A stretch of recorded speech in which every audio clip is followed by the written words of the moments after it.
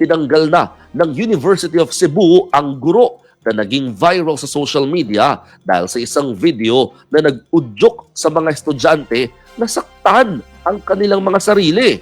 Itong inanunsyo ni University Chancellor Candice Gotianoy na kasunod ng ginawang investigasyon sa insidente sa UC Banilad Campus. Na record ng isang estudyante ang sinasabi ng guro sa loob mismo ng classroom kung saan magiging masaya daw siya kapag sila ay nagdusa.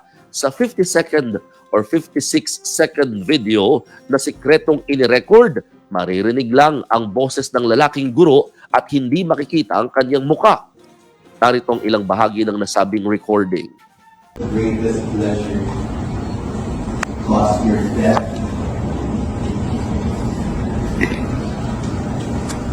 I enjoy your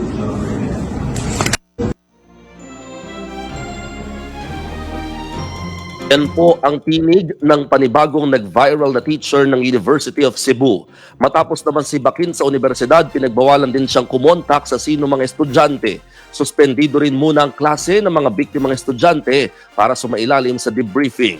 May dineploy din na 30 o 30 psychiatrists, psychologists at guidance counselors sa UC Banilad Campus para kausapin ng lahat ng estudyante ng universidad simula kahapon.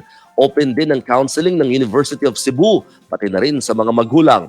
Ang UC o University of Cebu ay ang pinakamalaking universidad o pamantasan sa Cebu in terms of student population. Ito ay mayroon pong higit 60,000 estudyante sa 5 nitong campuses sa Metro Cebu. Kilala rin ang UC bilang pangunahing paaralan sa mga gustong magsiman pati na sa nursing at College of Law.